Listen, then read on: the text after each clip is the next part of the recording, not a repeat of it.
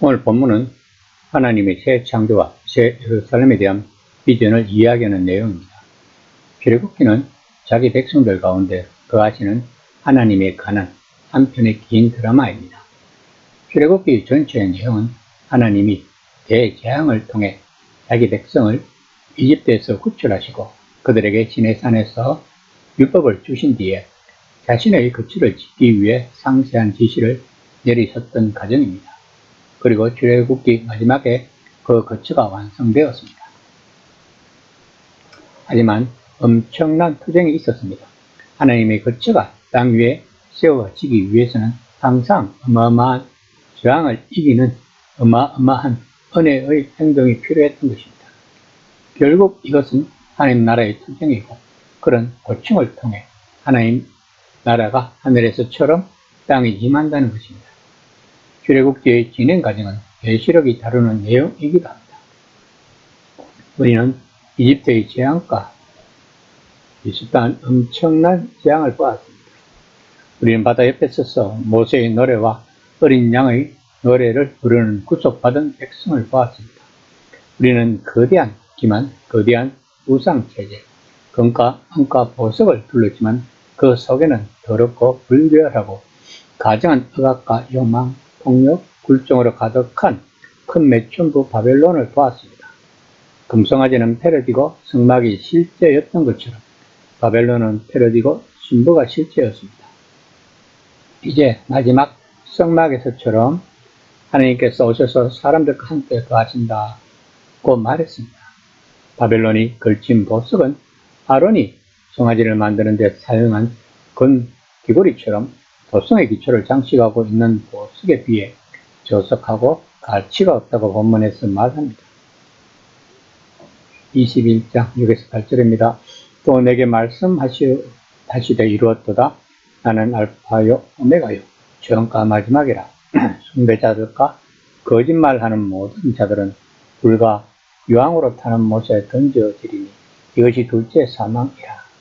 하나님은 알파와 오메가이심을 강조하는 것은 하나님이 시작과 끝이시기 때문에 우주 만물의 창조자와 심판자이시며 스스로 영원토록 존재하시는 자존자이시므로 모든 창조의 목적을 이루시고 모든 것을 온전히 새롭게 하실 수 있는 분이심을 감시하고 있는 것입니다. 이는 하나님이 그리스도를 믿음으로 끝까지 인내하면서 세상과 죄악, 사탄, 핍박과 고난을 이긴 자에게는 하나님 나라가 유업으로 성속되고 하나님께서 약속하신 모든 것을 누리게 되어 하나님은 우리의 하나님이 되시고 우리는 하나님의 아들이 될 것이라고 요한은 말을 하고자 하는 것입니다. 반면에 그렇지 못한 자들에 대한 경고를 이야기합니다. 즉 그들은 모두 불과 유황이 타오르는 못에 던져진다는 것입니다.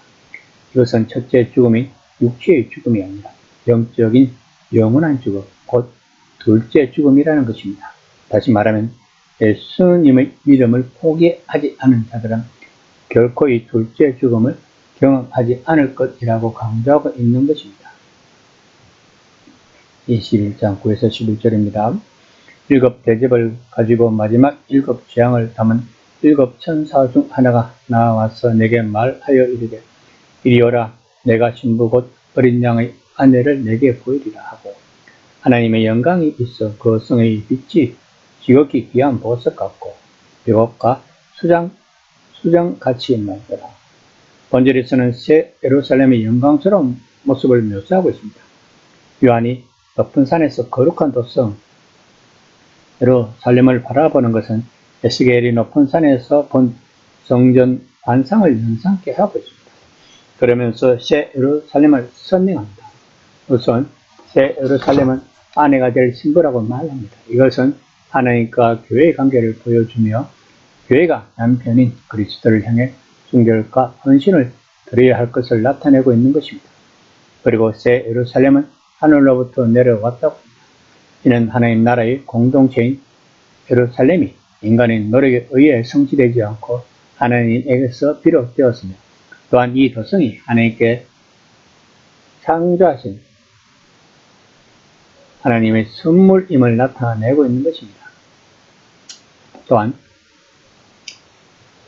새 예루살렘은 죄와 사망과 모든 고통으로부터 완전히 분리되어 구속받은 성도들만이 하나님과 함께 거하는 거룩한 도성이라는 것입니다. 이로 인하여 새 예루살렘은 하나님의 영광에 사여 있었다고 요한은 말하고 있습니다. 그리고 12에서 14절까지는 새 예루살렘의 성벽과 문에 대해서 설명합니다.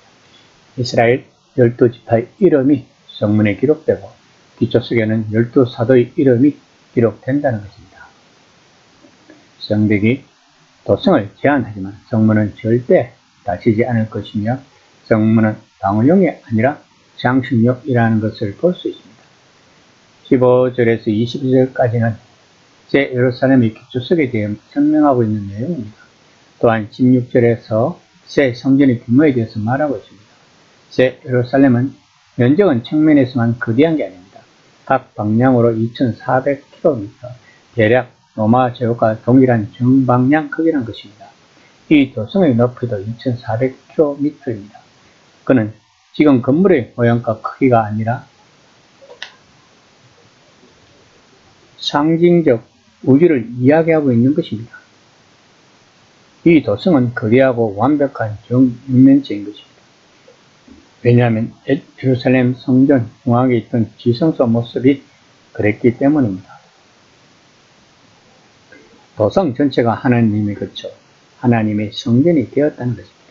이 도성이 하나님의 영광이 있는 이유가 그 때문입니다. 이 말은 하나님의 영광스러운 임재가 모든 돌과 보석에서 반짝거리고 거리의 순금에서 빛을 발하면서 거기 있다는 의미입니다. 또 이 도성이 하나님으로부터 하늘에서 내려오는 이유도 그 때문입니다. 이 장들에서 우리가 주시하는 그림은 분명 궁극적 미래의 환상입니다. 하지만 우리가 계시록의 처음 편지에서 보았듯이 이 미래의 실제가 죽음과 눈물, 겁쟁이와 거짓말장애의 현재 세상을 계속 들여다보고 있다는 것입니다. 그 미래의 실제가 예수님이란 것입니다. 예수님은 단순히 미래의 실제일 뿐만 아니라 사셨고 죽으셨고 부활하셨고 이제 영광 가운데 통치하시고 7별을 손에 붙들고 계신 분이기 때문에 새 도성의 실제는 여전히 희망의 대상이지만 특히 이 책 곳곳에서 묘사된 방법, 즉 예배와 정언을 통해 현재에서 언뜻 볼 수 있다는 것입니다. 새 예루살렘은 한낱 꿈이 아니라 위로를 주는 미래의 상상입니다. 어린 양을 따르는 사람들이 이미 그 도성에 속했고 이미 그 거리를 걸을 권한을 가졌다는 것입니다. 금 송아지 때문에 하나님이 광야에서 이스라엘 백성을 버릴 수도 있었듯이 하나님은 바벨론의 제약 때문에 창조 세계를 버릴 수도 있었습니다. 그러나 하나님은 순전한 자비로우셔서 자기 백성들과 함께 거하실 것이고 그 자비가 흘러나와 온 세상을 세우신다는 것입니다. 이 시간 나는 과연 하나님의 자비와 은혜를 느끼는 삶을 살아가고 있는지 한번 묵상하는 시간이 되었으면 합니다.